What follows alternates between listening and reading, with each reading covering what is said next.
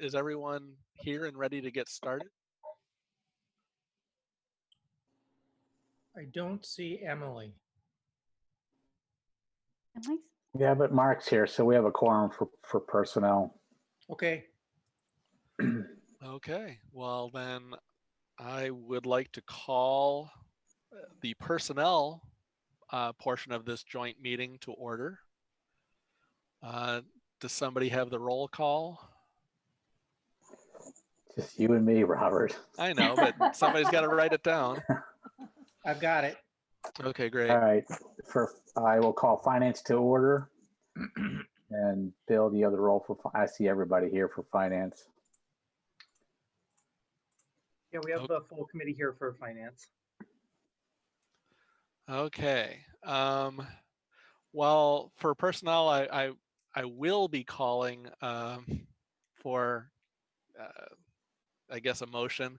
But I will point out there's going to be a couple of minor little tweaks that we probably would want to make, or at least check whether certain things are correct. But with that being said, do I hear a motion from personnel to approve the minutes of the joint June 16th, 2020 meeting?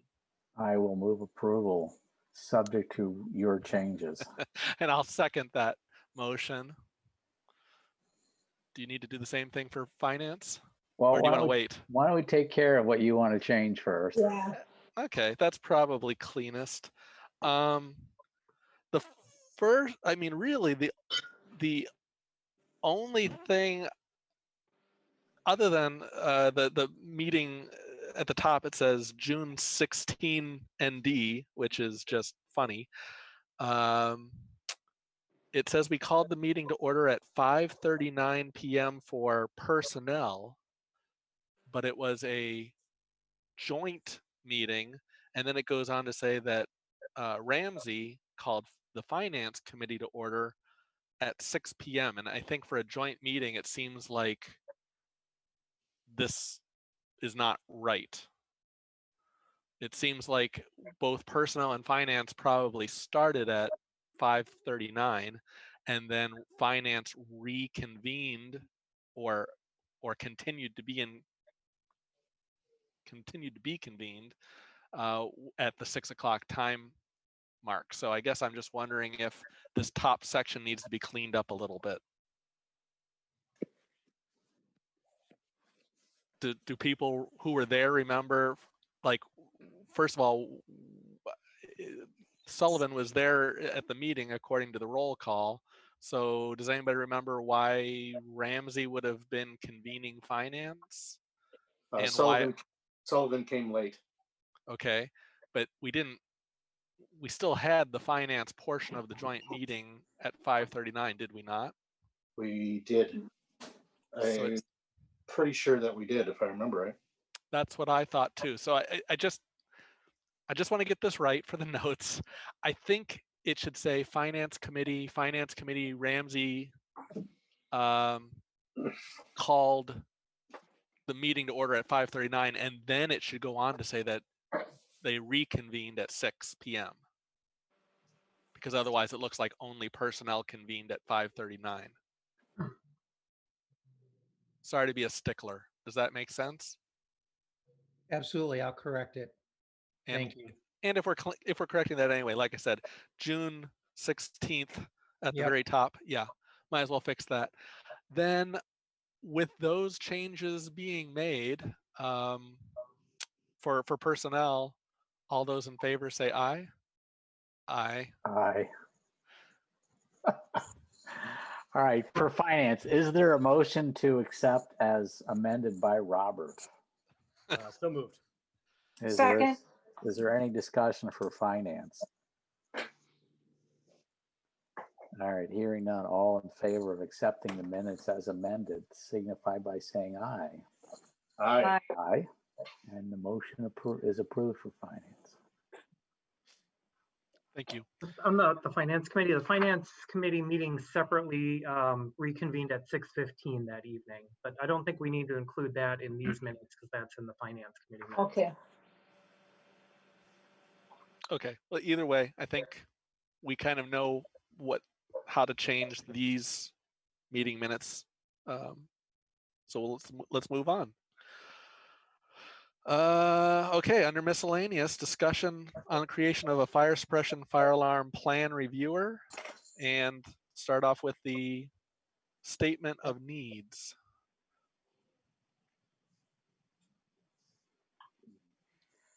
Well, before you get going, I mean, it needs a motion and a second to get started. So my concern here, before we even get into these, is from a budgetary process perspective. And I think that both of these are premature and that we should defer them to any personnel discussions that we have during the budgeting process. So I'm going to make that motion for both personnel and for finance, that we are going into our overall review of our staffing requirements, and that the better place for this discussion is during those discussions. I would like to have a little bit more discussion about this, so I'm going to say I will second your motion for discussion purposes. Is there a second for finance? I'll second that for finance for discussion also. So Mark, I don't disagree with anything you just said. I just want to have a chance to hear from Brian. I mean, I know that this one, at least on paper, says that it's a net benefit to the city if we're starting off with something that charges people for the service. I am wondering who you get to fill a position that makes about $6,000 a year, even part-time. On an on-call basis. On an on-call basis, right. So while on paper it says it's an additional net revenue for the city, how do you get somebody to fill this role on an on-call basis? Can I answer that? Oh, Jim, go sure. ahead.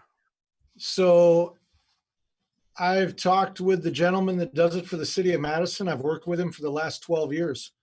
Me and him trained together with fire protection across the state. He's taught me how to do sprinkler and grease hood reviews. We work together very well. We do not do a whole plethora of reviews in Middleton. I ran the numbers for the last 2 years. 2019, we had 61 permits issued. Year to date right now, it's 24. So it's not a ton of work, but plan review is a revenue generator. Plan reviews are not cheap. They cost money, especially sprinkler and suppression reviews. And the time that it takes to do them, especially if you're very experienced, this particular gentleman writes the fire codes. He's very experienced. He's willing to do this part-time because he loves to help out and he loves to do this. If it goes through, he's willing to step up and help out with us and be the licensed person that we need. And I've kind of ran numbers with him and he's like, yeah, that's fine. I have no problems doing it for that, which is what we pay our current plan reviewer for building. It's the same fees. And the sprinkler, depending on the building size, the sprinkler plan reviews will generate more than a building plan review. It's just not every single building has it. That's why there's only so many of them. That's helpful information. Thank you. If I can just comment briefly on process, this item is listed as a decision item in the 2021 budget. As we were discussing this, we wanted to have this discussion because this is a net revenue generator. And if there would be interest in starting this position prior to 2021, we would come back with a formal budget amendment to amend the budget to show the increased revenue and expense in 2020. But wanted to start with the discussion with both committees first. As you note on this, it's listed as a discussion item, not as a decision item on the agenda. The backfill for the senior center volunteer coordinator actually is a decision item because it's a current position that's gone vacant.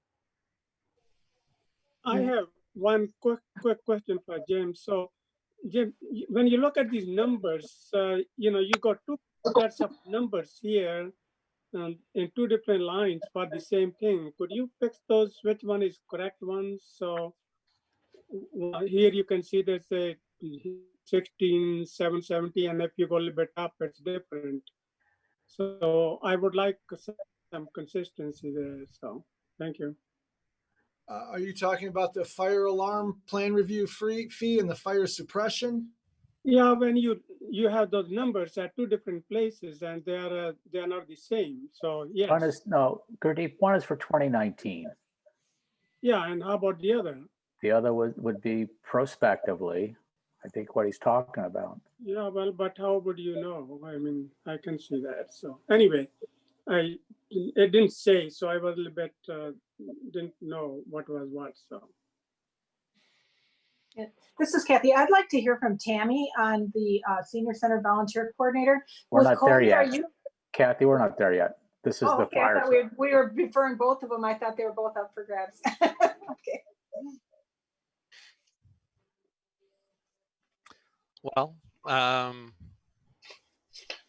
it sounds like this one with the fire suppression review, a decision does not have to be made tonight, but it is worth keeping in the back of our heads that this one at least potentially is a revenue generator for the city.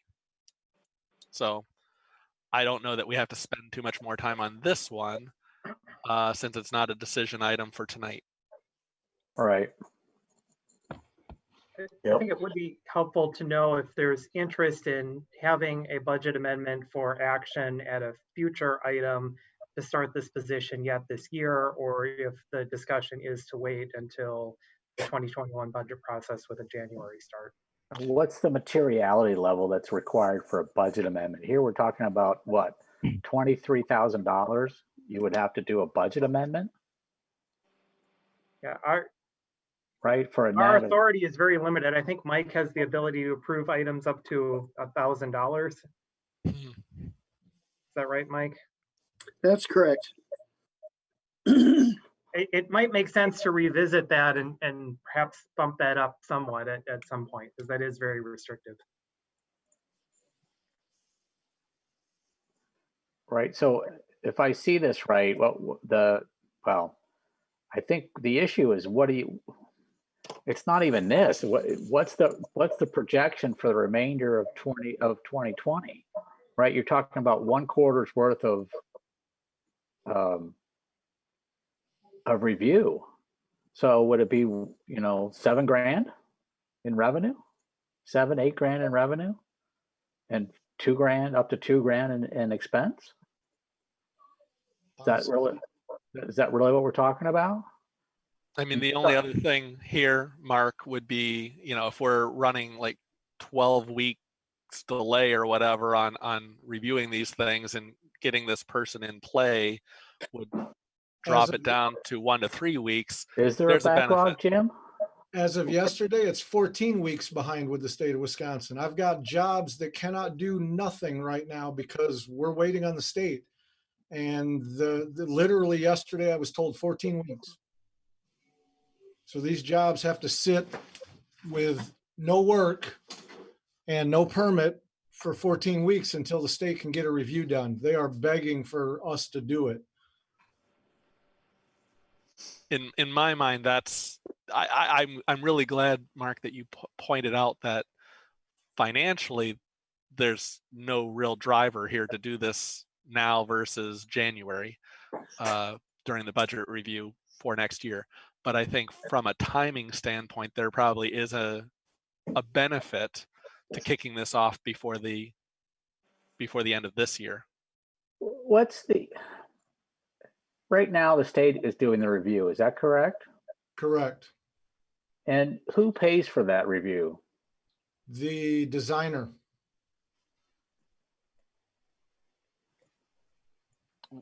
Sorry, who is a designer? Is that somebody? Whoever they hire to do the plans, they have to submit the fees when the review is done. Same thing we do with building plan review.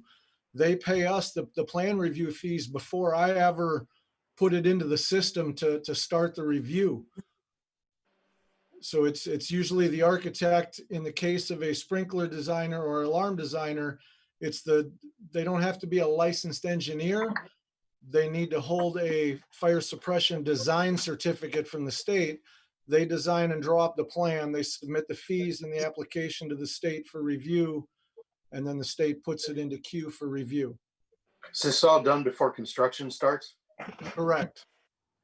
So I'd like to see what kind of pro forma you have based on the backlog, right? If you can bring that to the next meeting, right? If you're going to tell me that you know, at $45 an hour, there's how many cases are 14 weeks worth? How many permits? Right. Well, you know, how many permits are we waiting on, or are people waiting on? Oh, right now we have at least 4, 5 large commercial projects that are sitting because they have to wait. We have one that submitted the wrong paperwork. They were ready to start work yesterday when the state told them they won't have a review for 9 more weeks. And is it $45 an hour or $45 a case? It's $45 an hour for the plan review, and an average building for a sprinkler system, if it's a 4-story building, you're talking a 3 to 4 hour review. But that review is going to bring in $180. No, it's more than that. That's the cost that gets paid. No, that's Yeah, what that's how much no. we would pay out for That's the how much we review. would pay. But charge Well, that's wise, my question: is what are we charging the developer or the designer? so in the fee updates that I came up with for automatic fire suppression, it goes by square footage. So a 4-story building, you're probably talking about 75 to 100,000 square foot, be $1,000 review. Which So cost what us Jim's 200. saying is it's a net cash flow. Well, for I the city. understand. I'm This is why just we trying to got understand into the this magnitude process of to it, begin with. Mike. Mike, I'm trying to understand the magnitude of it, right? If this is only going to net us $1,000, it hardly seems worth it. But if you have if you can put together the pro forma for the remainder of the quarter or the year, I think that's something that might be valuable looking at. But that's not looking at the big picture. The big picture is that these commercial projects are sitting when people could be working on them and the tax base could be coming to the city more quickly. That's the bigger picture issue to go along with, you know, the cash flow side of things. We've got a customer resourcing and support requirement for those that are building in the city that right now we're leaving sit for 14 weeks for the state who's over capacity, where we could support this with a net revenue generation and improve our service to those that want to build and add to our tax base. And it's really a win-win. Well, if I could ask a question, is it, you know, you gave that time frame, certain number of weeks versus will be fast with us. So, so is there any sequentially something happening at the same time that it may look like there's a savings in terms of time when you look what other things are happening? It may not be the case. So I'm just curious. So if you have the sequence of events, you know, what the builders need and where this fits in, that would be a good thing. So, and I like what Mark has to say too. So, Yeah. Go ahead, Mark. Robert. No, go ahead. Okay, thank you. I was just going to say, it wasn't a decision item for tonight. It sounds like I think we can move forward. I personally am interested in seeing this be reviewed again. I think Mark just would like some specific information, and if he can very clearly state what information would be most helpful for him in making this decision, I think we can use the next 2-week time period to gather that information for our next personnel meeting, where we could have this as a decision item potentially, or we might punt and wait till budgeting time. But Mark, can you provide, since we're not making a decision tonight? I want to see the revenue estimates for the rest of the year, right? So what's the P&L look like for the rest of the year? that's clear enough for everybody, I'd say let's gather that information. Let's talk about this again in 2 weeks. Right. Bart, could I make a comment, please? Go ahead. New construction or buildings that are being constructed, the evaluation for the next tax year is done in January. If we don't get these inspections done and wait the 14 weeks, that means all that construction that could be done in the next 14 weeks is being put off. We lose tax revenue in 2020 or 2021, I'm sorry. You're assuming that the only So that's something we do. now you're assuming that that these reviews are what is holding up completion of the project, right? The project has to be up and ready to be Yes. operational by January 1st. 14 weeks is not a construction schedule, right? All this is a review schedule. No, No, for January 1st, it's what has been built. It doesn't have to be finished. even if you could put all 14 reviews on the street tomorrow, you wouldn't be gaining that much increment by January 1st.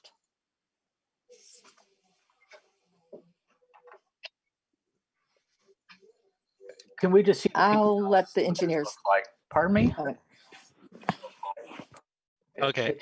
Construction just doesn't work that fast, and you're assuming that this is the only thing that's holding everything up, and that there's no other impediments to getting something started, the shovel in the ground or construction, right? And that's just oversimplification. That this is just one piece of the process, and I agree that if it can be done faster, that we might gain something. But to suggest that in 14 weeks that we're going to have all these buildings built by January 1st because we've done the review tomorrow, I think that's being oversimplified. So please bring back a P&L that we can look at. Okay. You're laughing, Dan. Why are you? Yeah, because it's not. Go ahead. Okay. I think for miscellaneous item 1, we've discussed this as far as we really need to tonight.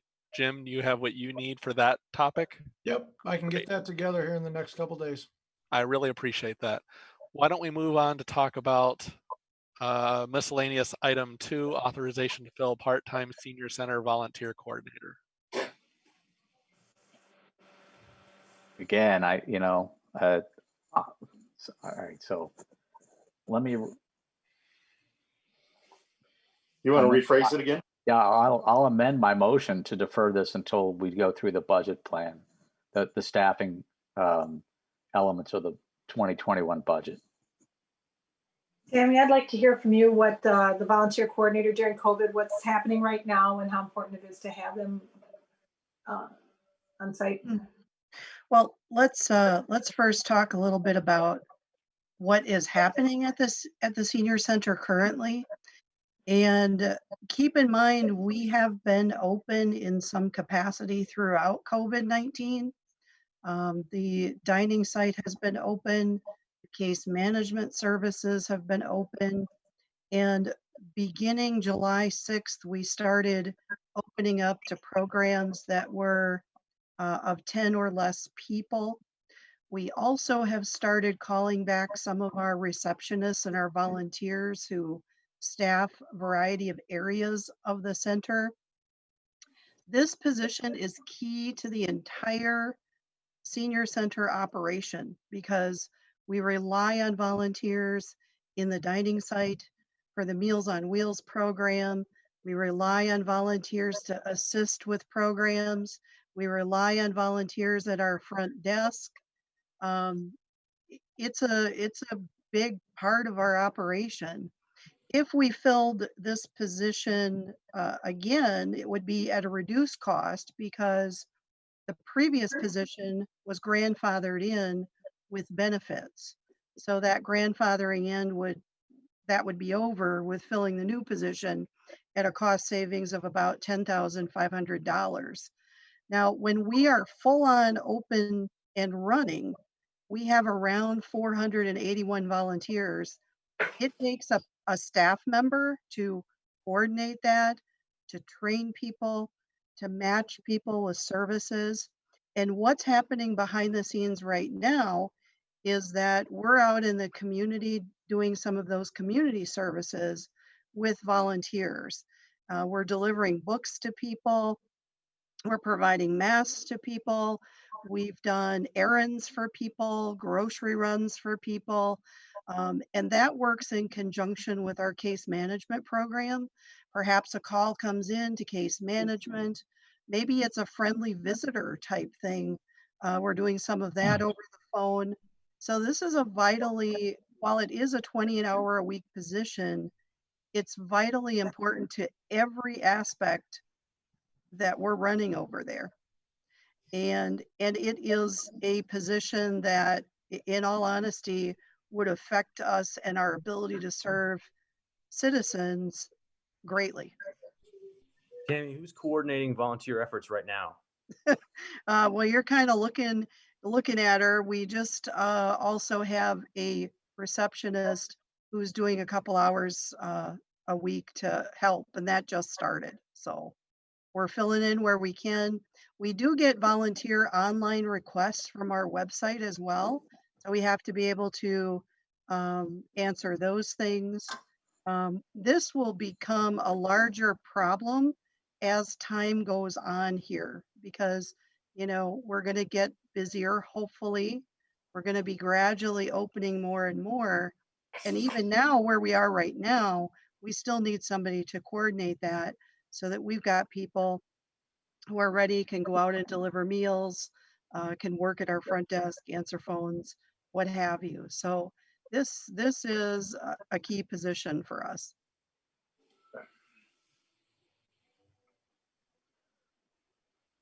Is this position so key that even with the reduced numbers, it can't wait to go through the budget process? I mean, if we go through the budget process, we're looking at January. I mean, are your numbers going to be such where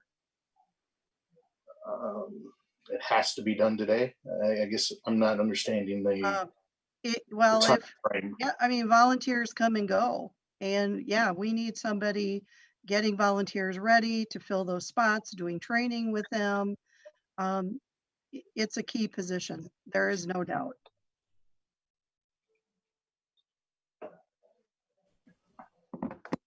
So Just so Tammy, I fully understand. Oh, sorry, Brian, go ahead. Tammy, so before the current person left, which is kind of a late breaking thing, within 1 week, we just found this out. So it's not like you've been managing these duties for a vacant position for a long time. These are brand new responsibilities that are falling back on you and the receptionist. Yes. Prior to that, you had a budgeted outlay for this position for the entire year to include that $10,500 annual cost for benefits that were factored in. And as a part of the budget that finance and yourself have been working on, it was projected as a continuing position as a part of the city staff plan as critical. Those are all true, correct? Yes, correct. Okay, I just wanted to make sure that, we understood this wasn't something that, we've been getting by with on baling wire and duct tape, and there's a gap there, and that the money is already outlaid for the balance of the year, at which there'd be a net gain back to the city because we're dropping the benefits plus the time that the position would be vacant, and then a net gain over the following year by it going to a part-time position without benefits. Yes, that's correct. I'd like to add too, if I could, that the risk of having volunteers working on our behalf without having been trained, that's a significant risk item for the city. It's important that we be able to provide training for the volunteers, and it's too much to ask of Tammy in her current position. I walked there the other day and I saw Tammy bagging food for the Meals on Wheels. She's doing everything right now, and it's just way too much for any one person. Yeah, this is Emily. To add on to what Mike is saying, I saw the aging committee. So over the last year and a half, Tammy's team has had some transition. Tammy came in about a year and a half ago, if I remember correctly. And she really has taken a look at the budget and the staff and allocating resources. Always surprised at how many volunteers we had and how everything worked so well. And Tammy, in this, I want to say right before we went to shut down, had picked up her number 2 person, promoted her number 2 person in-house, but that was a total change of duties. So losing the volunteer coordinator now, that would be a 3rd major change in a year and a half for the senior center. And so I could see where, especially with the pandemic, whatever the reason the person left, it's a lot of stress right now in America if you're working. And if you have an option to go, at least in my workforce, we have a lot of sudden retirements because we've all had enough. And so I think because of the time it takes to gel when you have new people in charge of an organization, when you lose that foundational piece, and our volunteer coordinator is a foundational piece, it could really put stress on an organization. So, and I can tell you, last year during the budget process, Tammy came under budget by like $2,000 or $3,000, which I haven't seen ever in budgeting. But she was really watching every penny, and so if she's asking for it, it must be a pretty strong need. She seems to really be on point.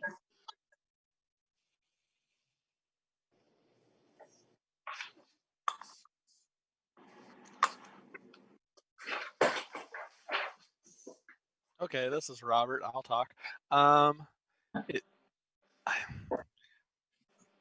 To me, this is definitely something that is necessary, but I also know that we're trying to find this balance also of what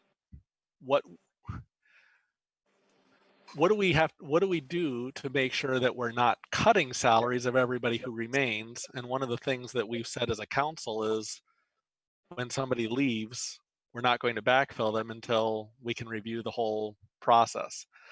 Now, this one is quite interesting in that it is something that leverages, basically about $400 a week. It looks like if this is a 20 hour per week position, it's a little over $400 a week that position brings in, call it they're coordinating 10, 20, I don't even know how many volunteers a week. So that one position is really leveraging our ability to put a lot of people solving problems for our city right now. So it's a hard call, but I wanted to spell that out, that if we choose not to fund this position at this moment, the reason we would be doing so is to try to make sure that we can review all of the compensation for all of the people and not have a horrendous thing where we have to do cuts for city employees, as we're looking at a very harsh budget for this year and the next couple of years, it looks like. And then, but the other side of it, like I already said, is a position that for $400 about a month, maybe we're getting, I don't know, Tammy, can you guesstimate how many volunteers get used every week? Every week, I would say probably 40 a week. Let's try to quantify. Well, let's try to a person. But let's try to quantify this in dollars. So if you look at the volunteer time that happened in 2019, we had 13,695 hours of volunteer time. So if you quantify that into dollars, that's $98,259 of time donated to the city of Middleton.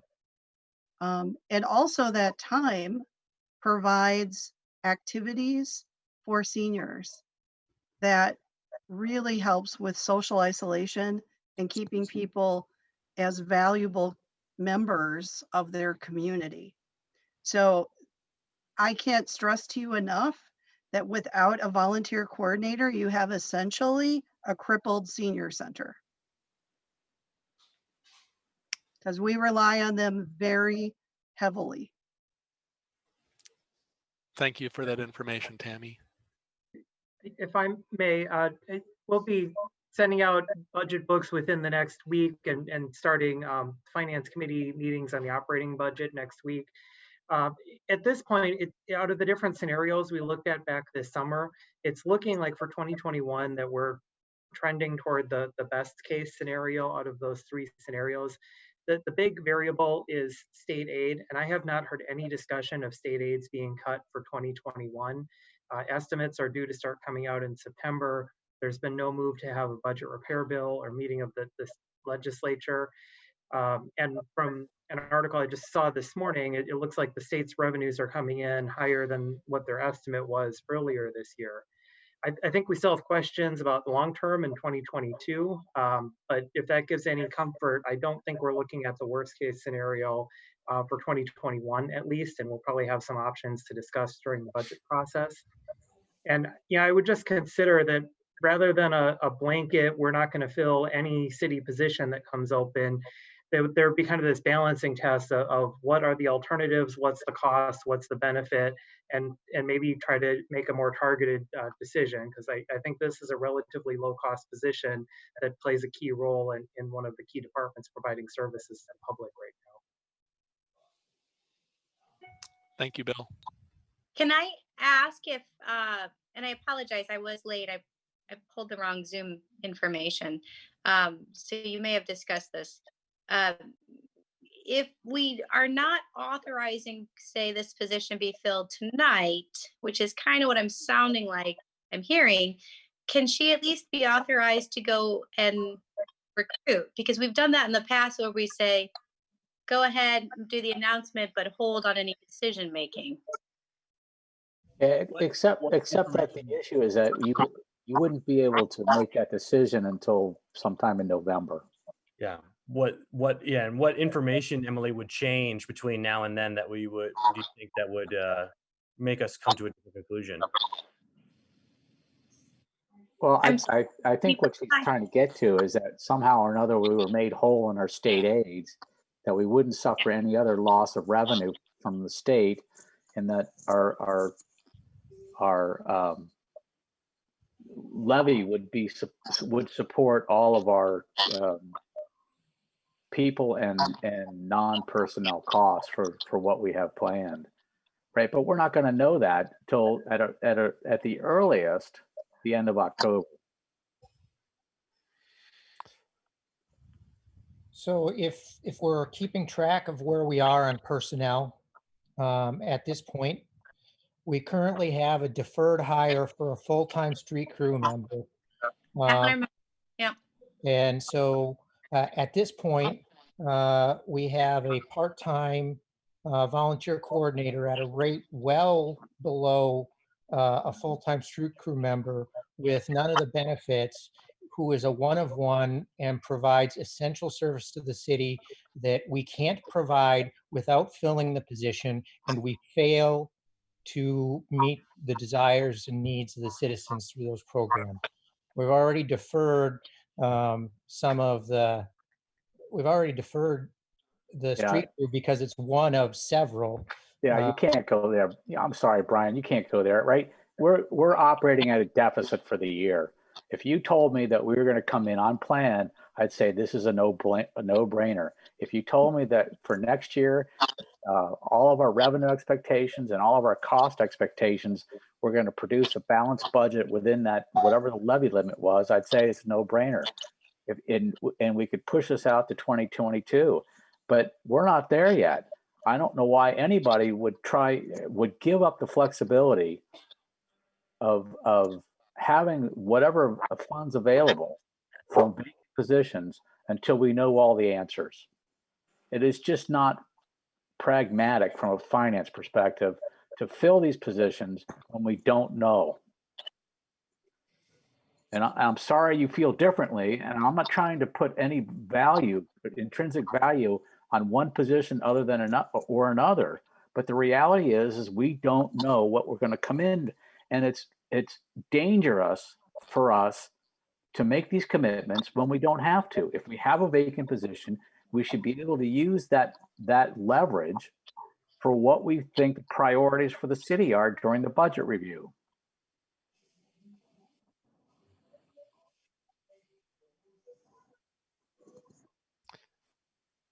This is Robert. I think this is going to be a very high priority during the budget review, in my mind. You hope that it is, right? But you can't. Well, I mean, you're right. I mean, I don't know have all the numbers and all the details for this year. I do have some history over the past few years, and I kind of know that if I have a position that basically leverages 20 other people a week to do a whole bunch of work for free, and that without somebody coordinating that, the whole thing kind of collapses. I have a memory of past years, and I have a memory and a knowledge of how to project things in the future. I'm just going to go out on a limb here and say this one should be, if whether we approve it tonight or not, this one should be approved during the budgeting process. That's my stance, and I want everybody to hear that as you individually think about this role.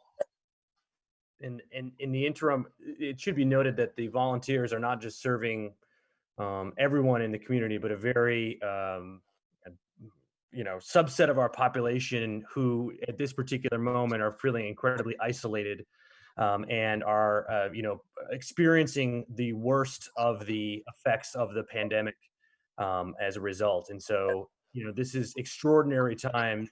I think call for extraordinary action on our behalf.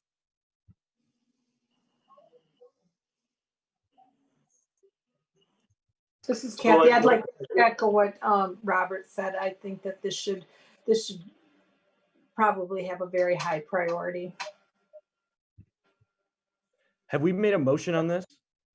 Motion was to defer until the budget. Got it.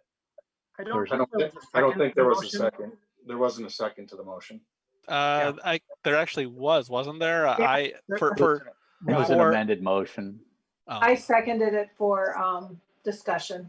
And I seconded it for discussion for personnel. I had that for the first agenda item, not for the second agenda item. Well, we've talked about both of them together. That's what kind of confused me. I thought we were deferring both of the, the motion was for both of them. But no, okay.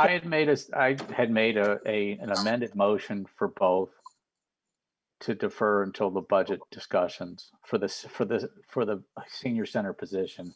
We took no action on the fire review. Okay. Well, I'll make it really clear. We've discussed it, and my seconding motion on whatever we were motioning the first time was to hear us, give us the ability to discuss this. Are we ready to I think have a new motion?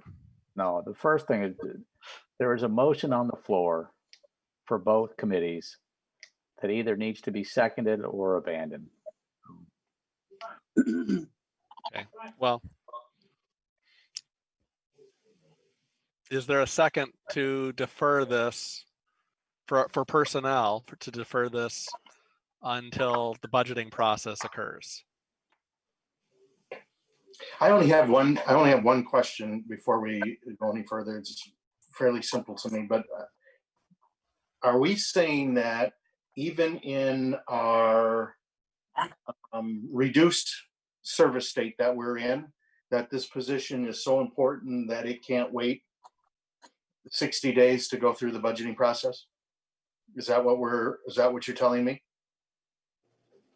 Because you gave us, and I'm not trying to be smart or anything, but you gave us 2019 figures, and we know that 2020 hasn't been anything like 2019. It's comparing apples to oranges. So I'm trying to get an idea of where are you actually at this year, not 2019, fall of 2020. This year we are in pandemic mode. And so if this does not go through until we have a chance to talk about it, I'm going to have to cut what some of the stuff that we are providing, because we do not have the staff to continue on with some of those resources that we're providing in the community. So I'm going to have to look without this position. I'll have to look at this from perhaps the top 3 or 4 priorities and hold off on a lot of the stuff that we're being asked to do in the community For the next, through the end of the year, if it didn't get at budget time, if it didn't get. Oh, permanently if it doesn't get approved. Right, permanently if it doesn't get approved. Okay, all right. The other thing I'd like to add is that, you know, what I was saying before, when you have 2 people who are running an organization and they're new within a year and a half, and they're still gelling and everybody's getting in line, when you lose a third person, that's one of those foundational pieces, it puts so much stress on everything else. The one thing we don't want to do is add so much work to those people at the top that one of them decides to walk away. You know, we have to hold the fort down. And, you know, our seniors, they really are isolated right now. So we need to, I really do feel compelled to make that statement.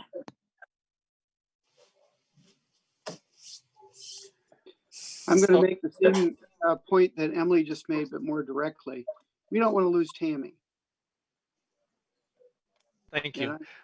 I'm worried about that as well. So I will, again, for personnel, I've heard Mark make a motion. I have not heard a second to his motion to defer. So I think that motion fails. Is there a second in finance?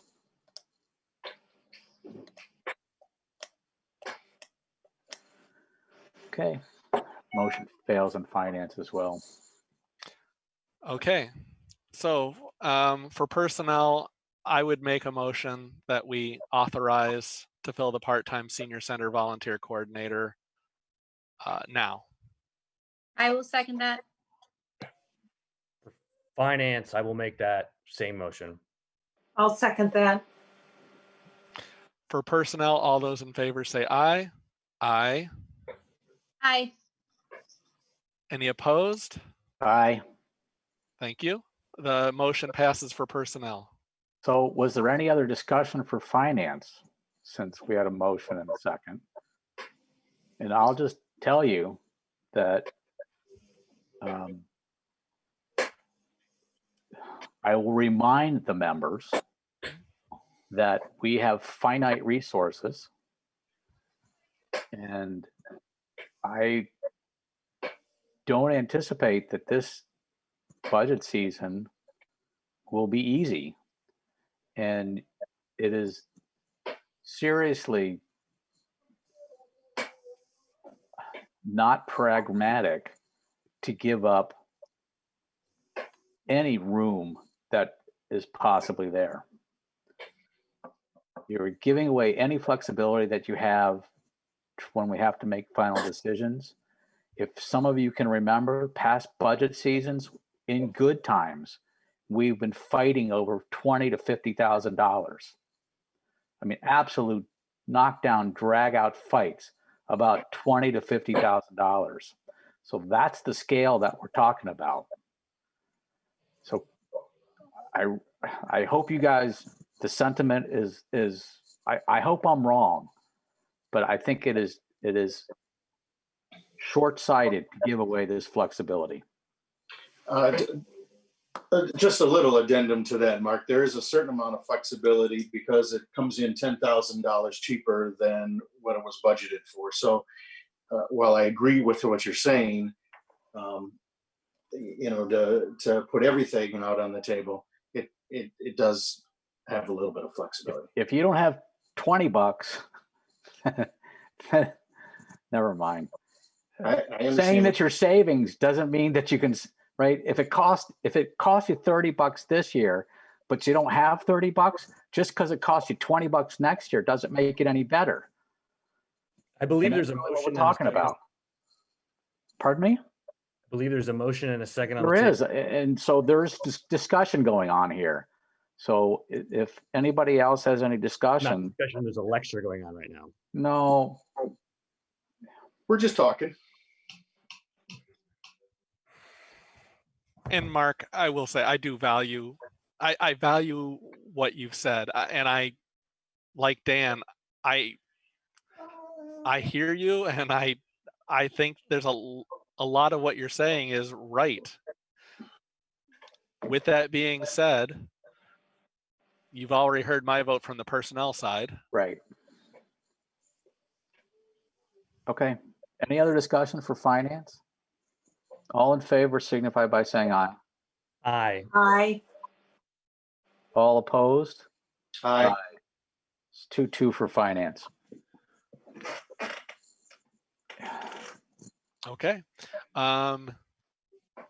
Well, so that's where we stand. Tie on finance. No direction from finance to the council. Is there anything else we need to talk about before we adjourn? Personnel. Hearing nothing. Do I hear a motion to adjourn personnel? I'll make that motion. This is Second. Emily. Second. Any discussion? Hearing none. All those in favor say aye. Aye. Aye.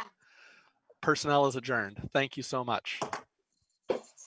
So finance is still in session. Is there, first item is approval of the minutes. Is there a motion to approve the August 18th minutes?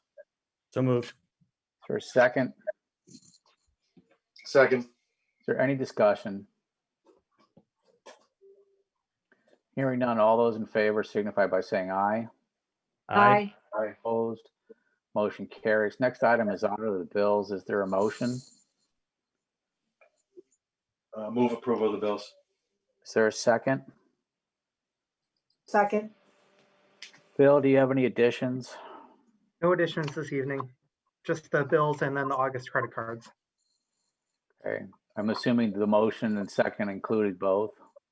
Yes. Is there any other discussion? Hearing none, all those in favor signify by saying aye. Aye. Aye. Aye. Opposed? Motion carries. Next item is resolutions. Resolution 1 here is 2020-44, resolution approving tax increment finance district 3 project plan amendment number 10. Is there a The motion? recommendation is to defer this item. We heard late this afternoon from Larry Beckler that he has not completed his review and has some additional issues. So the recommendation is to defer it until the 15th. Is there a motion to defer? So moved. For a second? Second. Hearing, is there any other discussion? Hearing none, all those in favor signify by saying aye. Aye. Aye. Opposed? Motion carries. Item 1 under agreements and contract is task order 20-01, tax incremental district number 5, engineering support services with Strand and Associates. Were these related to the other resolution or are these standalone? Standalone. Is there a motion to approve? So Larry doesn't have any problem with these? With this one? I don't believe so. I think Larry is on the call. But Yeah, I was disconnected briefly. I'm back on. Larry, the question was, were there any concerns that you had with the 2 agreement items, the task orders with Strand? No. Thank you. I'll second Dan's motion. Is there any discussion? And it's 50K each, right? So it's 50K for this one and 50K for item number 2 for a total of 100. Correct.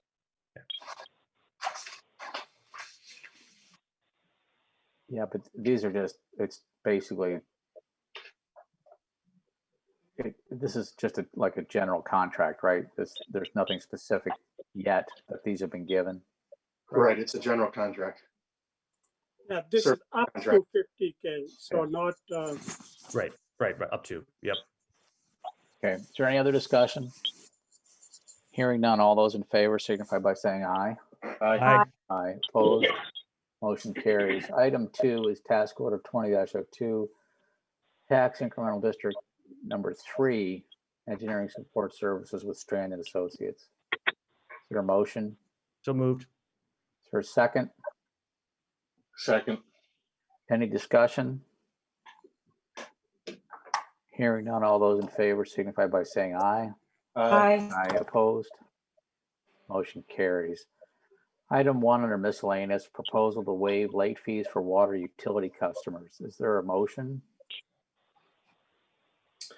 Move approval. Is there a second? Second.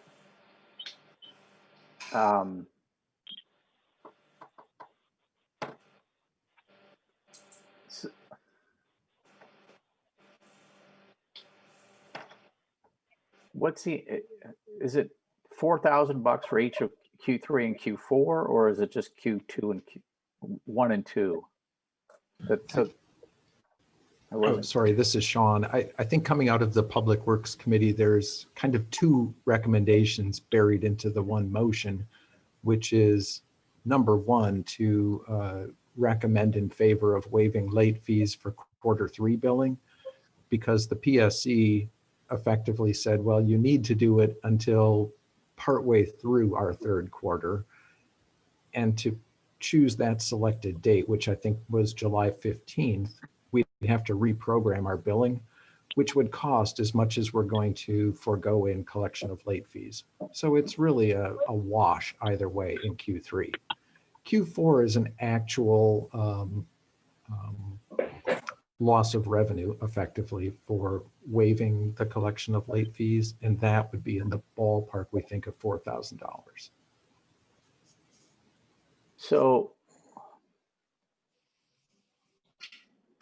we've already, I'm just trying to get the timing down. We've already waived late fees for Q1 and 2.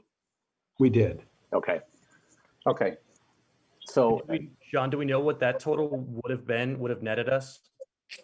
I think that's all in that same ballpark. It turns out that not very many more people than historically have took us up on it. Some people just always defer payment of their quarterly bills and let it go to their tax bill, and at the end of the year we collect it. And it is what it is, but it's, we think, relatively consistent. So should we bifurcate that then? You certainly can, yeah. I think Q3 is an easy call. We're either going to pay some software programmers, or we're going to let people just not pay late fees. And it's going to cost the utility as much either way.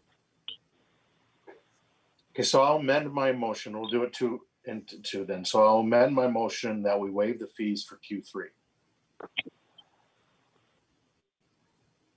But then revisit it for Q4? Then we'll take care of the easy one, and then we can have a conversation about Q4 if we wish. I'll second that. And so is there any discussion on that then? So what do you recommend? Are you recommending we just defer any discussion on Q4? No, say that again. Are you recommending that we defer any discussion on for Q4 and just take care of Q3? I'm just saying, let's take care of Q3. It's easy. Then we can have discussion on Q4 if we wish. All right. Is there any other? So we have a motion and a second about deferring Q3 fees. Is there any other discussion on that? Hearing none, all in favor of deferring Q3 fees signify by saying aye. Aye. Aye. Opposed? Motion carries. Okay.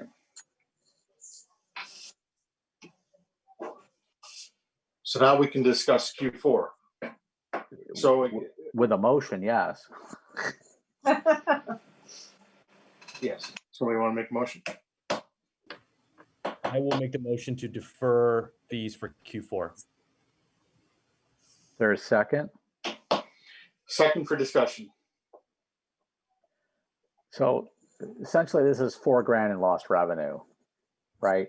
And again, it would cost us, No. am I right? If we would, well, no. No, we don't have to do the reprogramming for this, right? That's right. We don't. So it's just essentially, if $4,000 in revenue. we essentially are, yes. And so, just so everybody's on the same page, this is for the water utility, which is all rate driven. Means that any deficit in revenue is potentially recoverable through rate increases at our next rate case, to the extent that we need that revenue to cover capital costs or other operating costs. Is that correct? It would factor into our next rate case application. But potentially it would be a one-for-one issue, right? We would not, if that revenue was needed, we would get it all back. I think so. I mean, obviously in the rate case, they're taking a holistic look at revenues and expenses, but this would be part of that. But this is if the water is based on usage. So what you're not getting is just the surcharge. You're still getting the all you're deferring is the late fee. So it's not like you're not getting the money for the usage. For the base fee, that's right. Yeah, the base fee. Except that whatever it is, I mean, to the extent that there are not additional deferrals, right? Right. Sure, yeah.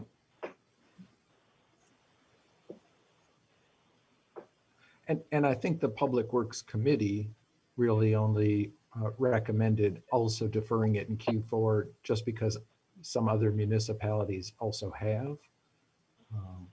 And they saw that then as a benefit that the city could offer to some folks who are just strapped from their own personal loss of revenue due to the COVID pandemic.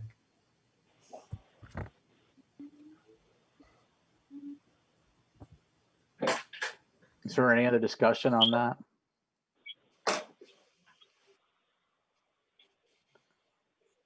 All right, so the motion is to defer Q4 as well. Is there any, all those in favor signify by saying aye.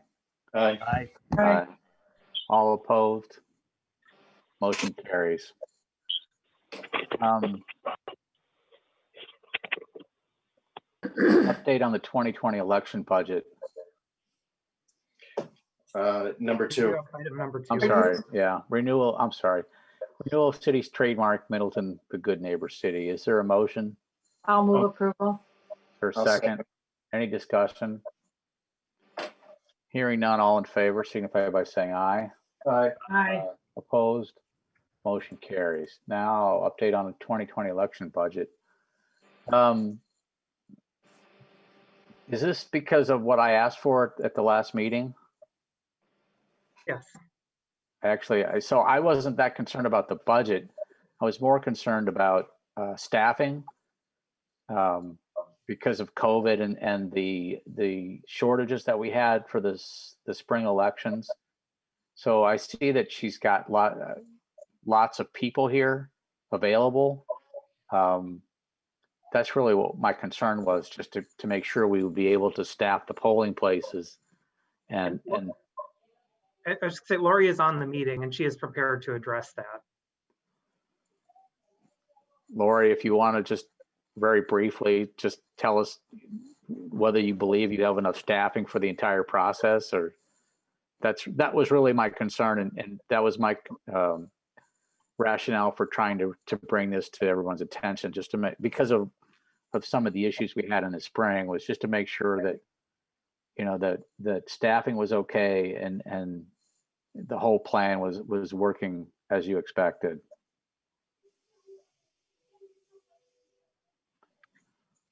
Lori, are you there?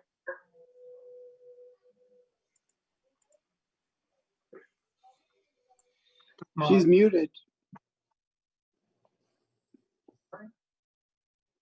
Lawyer, you're muted.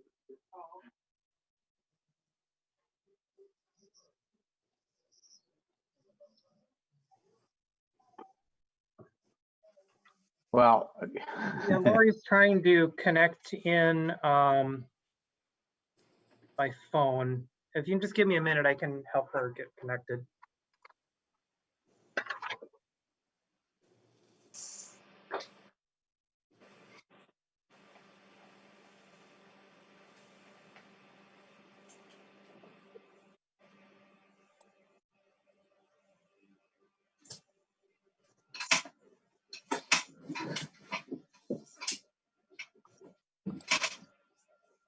Can you hear me now? Yes. Yes. Oh, you can. Oh, okay. I didn't realize I had to. Sorry, I thought when I dialed in on the phone that that he had to unmute me on his side. Sorry about that. So yes, I recently just sent out an email to all the people from Mike's email that he had sent, you know, recruiting for workers. So I just sent them all a training video. I do have that out on our website as well. So if you all come across people that are interested in helping, there is a training video they can go watch, and then they just have to email me that they're interested. I'm giving them till September 20th to watch the training video, and respond to that information so I can get my schedule created. I have had a few people respond back from that, as well as a few of my other regular workers that normally work. So I started working on that today, and you know, there's a lot of holes yet, but I'm just guessing that people are still taking the training, and then they'll get back to me once that happens. From Mike's email, I had almost 100 people email saying that they were interested in working. Plus I had about 100 on just my regular list.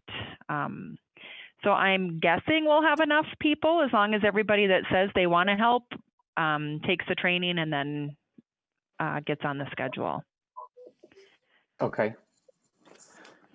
Well, that's really the concern I had, was just to make sure that we could be adequately staffed, because I recall that I think some council members volunteered in the spring election, and just wanted to make sure that, you know, we had an opportunity to rally the troops if we needed to, if you didn't have enough staffing. Yeah. So, if it gets down to that point, then I will, you know, let everybody know. But I'm hoping with, like I said, everybody that has responded, that they will work, you know, that they'll work. So. Okay. So far, so good. I appreciate all the details on here, because I was pleasantly shocked that we are this prepared so early. Yeah, I'm trying to get and I know together you do this all the time too, right? Just that we seem to be in a really good place so far. Yep, hopefully. I'm hoping all that pre-election work will get done. And so far they want to all come in and help that pre-election, because they don't want to, a lot of my regular workers are working beforehand because they don't want to be there on election day. So they're doing a lot helping in the office here as they can. So that's good. Is there a point in the future that you'd like to report back that says you're all set?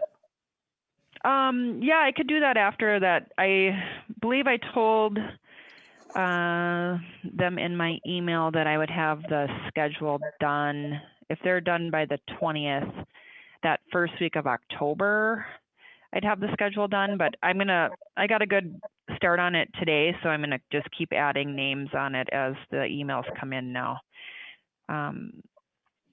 So yeah, I should have something by the beginning of October, knowing where I'm at. Okay. And Lori, could you explain to the folks on the call too, you can't send out absentee ballots until September 15th, is that correct? Right. It may be sooner, but that's the deadline that the county has to get us the ballots is 48 days before the election, and then I have to mail them out by the next day. So yeah, we don't have the ballots, so we can't mail anything out if we don't have them. Right. Typically, they do get them to us. I know they already did a draft ballot for us to approve last week, so I'm guessing we're going to have them within the next couple weeks. But it was hard for me to try schedule a time because I need to have, all those workers come in and help. So we scheduled the workers to come in the 17th and 18th, knowing we would have the ballots by then. So.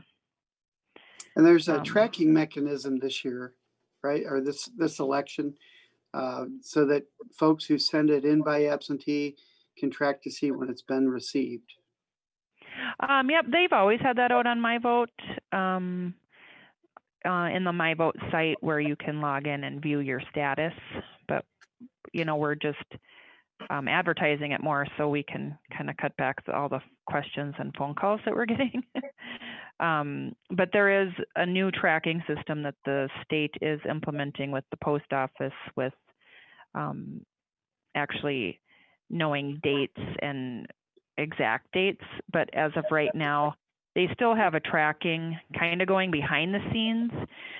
So if someone called in, I could say your anticipated delivery date of your ballot is this day according to the post office. But once they get that implemented, I believe next year, they'll have a pretty good idea. But they can log into the My Vote now, and every ballot that comes back, we have to enter it as received on our side. So when people log in there, they can see that their ballot has been entered as received by the clerk, so then they know we have it in our possession to be counted. And they can see when it was mailed to them. Thanks. I was thinking that was a new thing, but they've been able to. It's always been out there since they've had that My Vote site. It's been out there. It's just nobody really uses that site, and now a lot of people are, because that was the way to request a ballot and to register online. In April. So now it's becoming more well known, which is nice. Thanks. Yeah. Any other questions for Lori? Thank you, Lori. All right, thanks, Lori. Yep, no problem. I'll mute again here now. All right, item 4 is consideration of city support for local businesses suffering from the effects of the pandemic. So this is really for finance to kick around the parameters of what we're trying to do, not whether we should do it. Well, actually, that comes into it too. But I think more along the lines of identifying loan parameters and funding source, right? I think in a nutshell, council said we should try and do some type of loan. That grants, I think, were off the table, and that we should try and look at a way to offer either 0% or low interest rate loans for this type of program. So I think this is going to have to be just kind of a stream of consciousness discussion. And Bill, I'm going to look to you to kind of help guide us in what is possible. I know you and I had talked very briefly about the state, is it a state trust fund loan? And what we could do with that, or is there other funding sources that we could talk about? Well, I think one of the things we're going to have to talk about is, take a pretty close look at is what kind of parameters, like you said. I mean, I was somewhat not shocked necessarily, but looking over the results of the survey. Yeah, Bill, can you pull that up if possible? And 41% of the respondents were saying that they would need a loan in an amount larger than 25,000. Yeah. So if you took, if you just took it at 25,000 and the 18 respondents, and you have 450,000 there. 40% of the respondents said they would need 10 to 25. You take that at the lowest amount, you're at 170,000. So you're looking at what, 80% of the respondents for a total of about $600,000. Some pretty serious money here. Well, but that assumes also that we would grant everybody a loan, right? Well, so that's what right, that's what we have to talk about, whatever underwriting criteria we would need to have. Right, I understand that, and that's why I took them at the lowest amount. Somebody said 10 to 25, and they took a 10, or it just gives some base numbers to take a look at. But I guess one of my questions I had when I saw that greater than 25,000 are these 40% of the folks who say that they would want a loan or could use a loan for more than 25,000? Are they not going to MADC?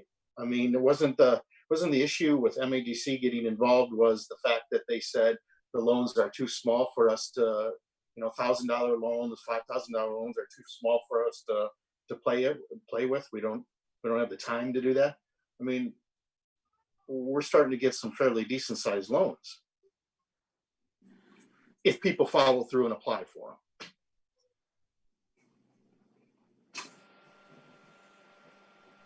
them. I mean, it goes into what you were saying, Mark, with different options. Go ahead, Bill. I think you got muted for a while there.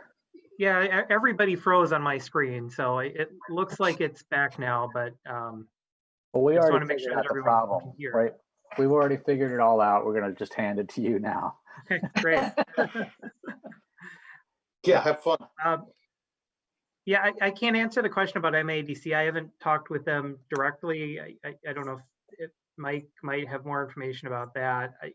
As far as funding sources, we talked about state trust fund loan because of the uncertainty that we were just discussing about the general fund. And while we do have general fund balance, if we're looking at trying to maintain appropriate reserve levels and potentially have to use some of that, we may want to not tie up our general fund balance.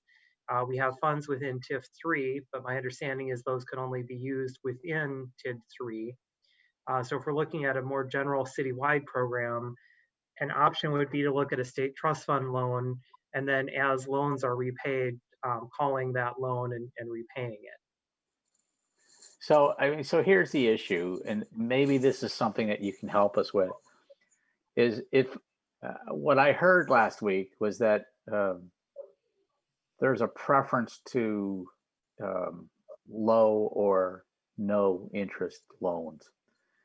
And I think part of the frustration I heard was from either Verona or Fitchburg was that nobody really wanted a prime loan. So I'm assuming that the trust fund has preferential pricing to prime. Is that right? That was for you, Bill. Right now, what are the relative interest rates?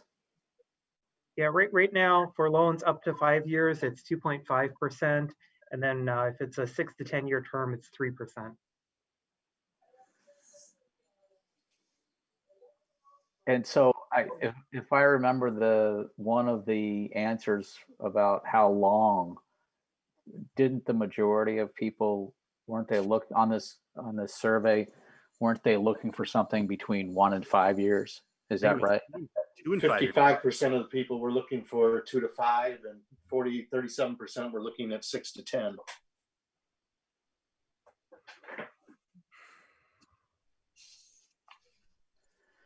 So here's my concern with this is that, so what was it, 2.5%? Is that basically?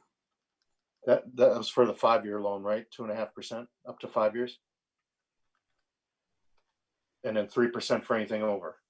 Yep. So and is there a way to build in deferral periods on this? In other words, if tomorrow I went to the state and said, hey, I need $1 million and I don't want to make any P&I payments for a year, is that feasible, or is it interest accrue and principal start right away?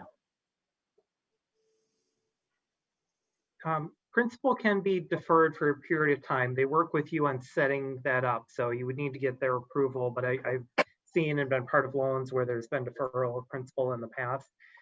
Generally, interest needs to be paid, but depending on the timing, you only make the payments to the state trust fund loan once a year. And so there can be a period of approximately a year before the first payment would come due, depending on when you take the loan out.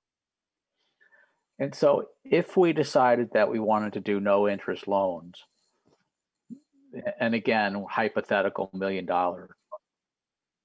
draw, we're talking 25 grand in interest for the first year, right? Relatively speaking.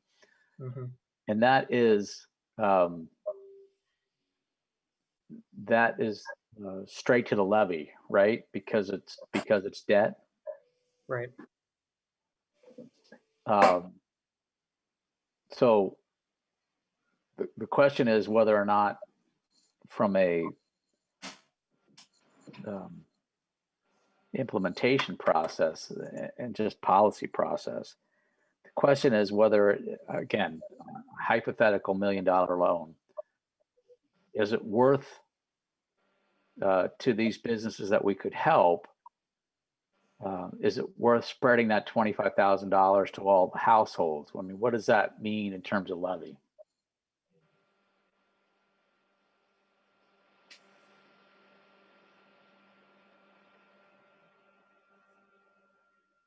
That was for you. Yeah. Sorry. I didn't know if that was a rhetorical question or you're looking for an answer right away. I can run those numbers for you. 25,000 in and of itself is going to have a small impact on the levy. I'll run the number and I can send it out, but it's more the incremental decisions. Our general fund levy is approximately 13 million, so an extra 25,000 in percentage terms is very small. Well, no, it's another million in terms of, well, the interest payments would be the 25 grand. Yeah. So is it 13 million in interest payments? No, there's no way it's 13 million. No, 13 million is our general fund levies. I was just trying to put the interest cost. If your question was, what is the levy impact of $25,000 in interest? In percentage terms, that's small. And I'll see if I can get you a more specific number in a minute here. I got to imagine that if we spread that across the entire tax base, that's probably something very small. Pennies. Yeah. So, so that's the first year, right? So if we said no interest for the first year, or even if we said no interest for up to 2 years, right? We're talking 50 grand in interest cost. The question is, when does the repayment term start? And I get there's all kinds of administrative aspects of this too, in terms of servicing these loans that we haven't worked out, right? So it may be 25 grand, 50 grand in interest costs for those first 2 years, but we're also going to have to pay some portion of this to a servicer. And so I think we ought to understand, what that would cost us. And are there other administrative costs to offering these loans? Right. So just in terms of interest alone, it doesn't seem like it would be a whole lot, but I think we need to understand what the entire cost of servicing this package is. And I just don't have any idea. I'm just wondering if you do, Bill. I guess to answer your first question about the impact, the 25,000 cost per year, that would be about a 1 cent change in the mill rate, which for an average house is about $4 a year. So, you know, in and of itself, a small impact, but as you know, budgetary decisions, you know, it's the cumulative, but this individually would be a relatively small impact. As far as the servicing, I know that there were some discussions back when we first looked at this topic to look at, you know, could you do something through Dane County or through MADC for servicing, because we as staff are not really staffed up or geared up to be dealing with multiple loans and going through the underwriting of all those loans. I don't know if we have an answer to that, unless Mike has something, but I don't have a number on what those organizations would charge us, or even if they would be open to that at this point. I don't have an answer, Bill. I was wanting to see if we have interest from the council first before I did any further work on this. Do we know, Mike, what Sun Prairie and the other communities that are doing in terms of how they're servicing it? I thought you had actually looked into that, Luke. In terms of the, I didn't see the information on the back end in terms of all that. Let's see if I think Bank of Sun Prairie is doing the work. Oh, okay. Yeah, that's what I was going to say, that in Sun Prairie, I think it was a combination of sources, and Bank of Sun Prairie was doing the servicing. Right. I think Fitchburg was planning to do it in-house. I know both Sun Prairie and Fitchburg have full-time economic development staff that are involved with that. And they've also had a very small number of loans, is my understanding. That's right. One in Sun Prairie and 2 in Fitchburg. I thought I heard somewhere that some places were charging a 2% service fee.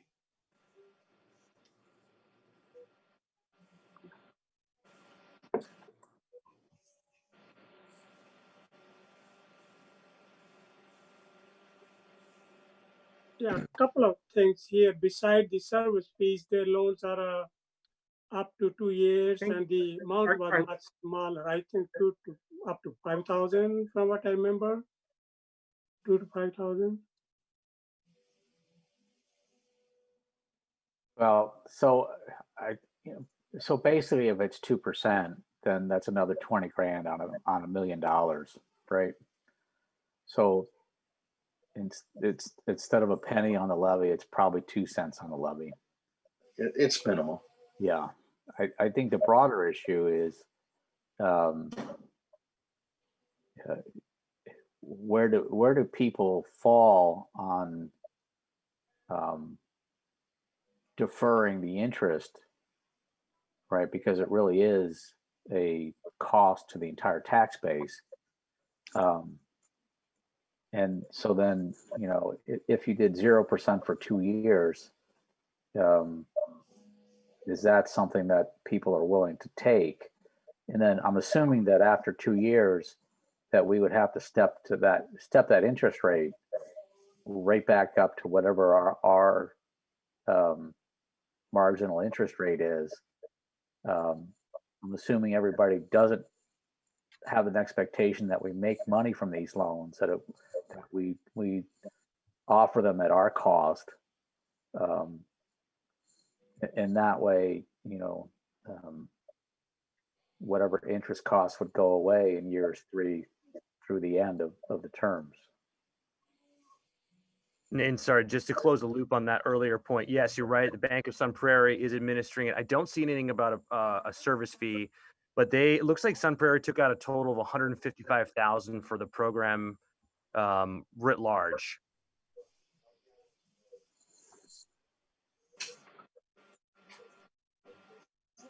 And Luke, was there any specific parameters that they had on those loans? I mean, if you look through the all the written responses that we got survey, there were some. I was curious as to what were their because that would be another thing we'd have to look at. What were their parameters? What were the things that they would borrow you money for? Yeah. So the eligible uses were rent, utilities, other business related loans, PPE, cleaning supplies, and lost inventory. Not eligible salaries and wages, equipment, marketing, fuel, vehicles, payment of investors, property taxes, ATM fees, or personal and business distributions. And I recall from the survey that wages was a big thing in terms of one of the things that folks were looking forward or for assistance. Luke, what was the range? Was it 2,000 to 5,000 or 5,000 to 10,000, or what was it? The loan amount? Yes. Up to $5,000. Thank you. Mm-hmm. Well, does anybody have a preference on the amount of loan, on the loan maximum? You know, one of the suggestions that was earlier kicked around was that that we would only lend to businesses that had brick and mortar stores within the city of Middleton. Is that an issue that people want to kick around, or is it open to any city of Middleton resident? No. Or yeah, sorry, go ahead. No, I think those are the things that we got to, you know. Yeah, that's a good question, and you're right. Those are the things that we're going to have to look at. Is where, you know, kind of what do we feel as a group as our target audience? Where are we going to draw the parameters? How much are we going to loan? And you know, who's going to? I mean, frankly, part of this is going to be who's going to process these and tell us if they're good loans or not. You know, there's a whole process to doing this. Well, that's what I'm saying, is that we have to figure out what the box looks like before we can start throwing money in it, right? Yeah. We have to understand what we're trying to get to. So, do people have a preference on what's the maximum loan amount? Do people have a preference on the maximum payback period? You know, assuming we can get somebody local to service this, does this make sense? So let's just start with that, right? Is there a preference for maximum loan amount? Everything, I would say every municipality, save for, I believe it's Milwaukee, or maybe it's perhaps Waukesha, does 5,000 as the maximum loan amount, and I think that seems right in line with our needs or what we would reasonably be expected to do.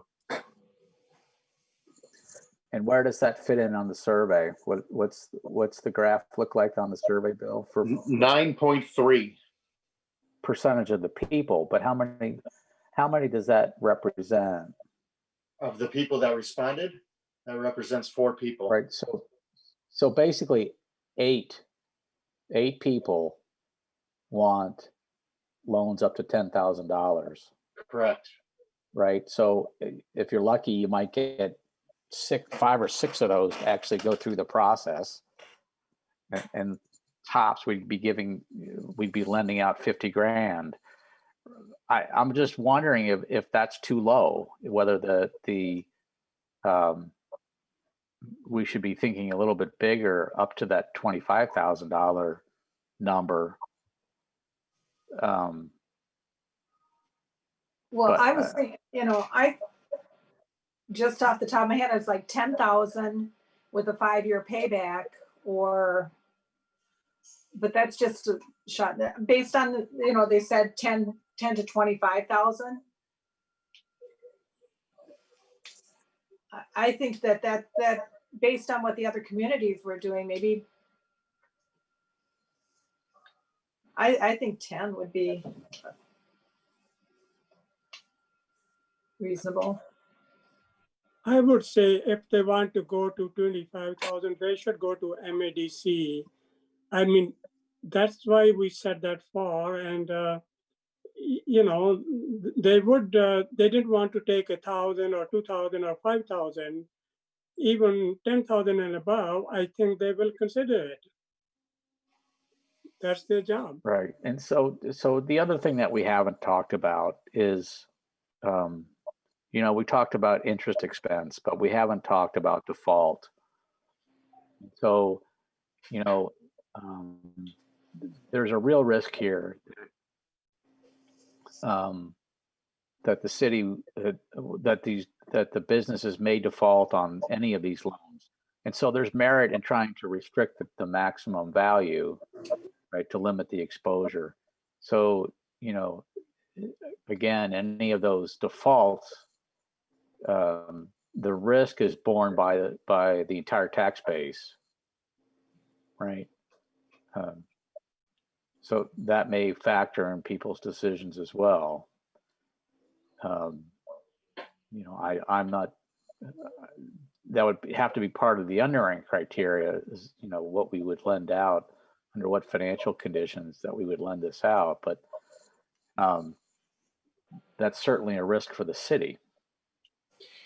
And that's going to be, you know, that's why the underwriting is so important. I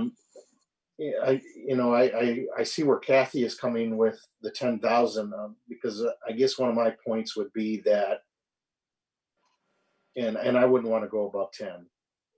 But if you don't make them, I mean, if you do just a $5,000 loan, is that going to make enough of a difference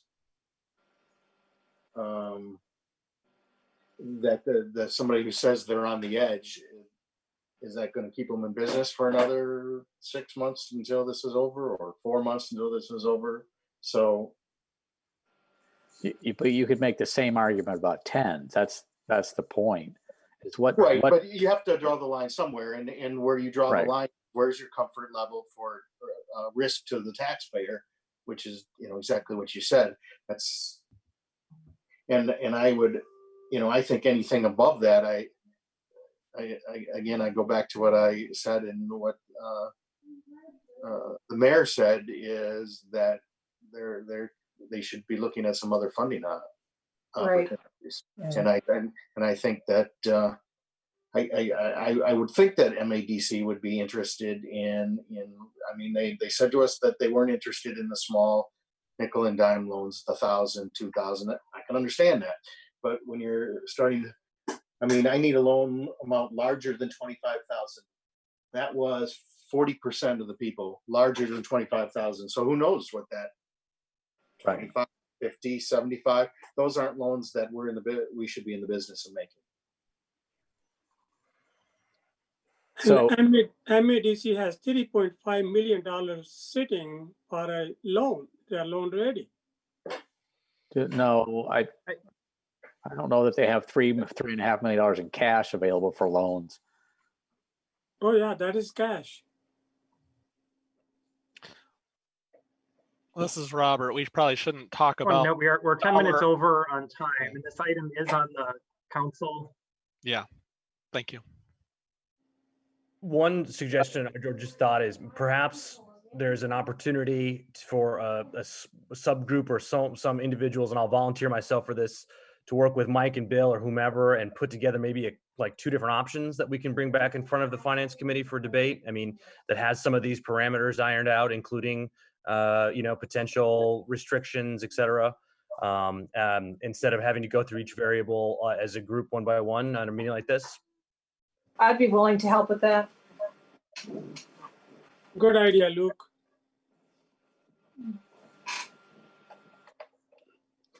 Okay, we got to start the council meeting soon. So, is that something that you're interested in doing, Bill or Mike? Or would you prefer that you guys kick something out first and then have us go with it? Yeah, I think Mike might have gone over to get the council meeting Zoom started. I'd be happy to help with that. Mike's done a lot of the contacts with other communities, but I think there's some examples out there that we can use as a starting point. I think we're all kind of struggling in the other communities too with, making the loan large enough to be meaningful, but then being able to fundle it. Some of the other communities started small, but maybe we can kind of build off that and maybe see what the interest is, and then we can always revisit it if we need to. Okay. My concern about this working group is Larry still on the call? Yeah. If we have two members of finance working with Bill, is that problematic for us?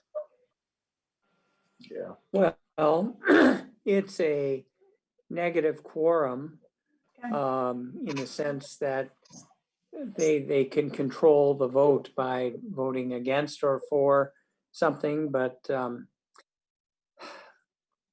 I think that since this isn't a committee that is doing anything substantive, it's rather working up a proposal for the committee. I think it's okay. Mark, I could volunteer. That would solve the quorum problem. Well, I already volunteered if it's not a problem. Well, I think we need to keep this thing as small as possible. Bill, do you have a preference in the number of people that you want to work with? I don't, and I envision that Mike is probably going to be playing the lead with this. I'd suggest keeping the group small just so that it's easy to work on, and then we'll be bringing it back before the full committee. Well, I mean, I'm trying to make this as easy and painless as possible. So it's really you guys, right? So if getting this thing coordinated is going to be a pain, then it should just be one person to give input. But if you don't have any issues with listening to more than one person, then I'd say work with all three. So I'm going to defer to you as to what you think is the best number. Okay, I'll talk with Mike and Abby, and we can reach out to people. Yeah. All right. Why don't you do that? So you have a list of volunteers that why don't you and Mike and Abby kick it around and see how many people you'd like to work with. You've got 3 volunteers here, either 1, 2, or all 3 of them. Is that reasonable for everybody on finance? Okay. Going once, going twice. Is there a motion to adjourn? So moved. For a second? Okay, we are adjourned for finance. We have a different meeting. Okay.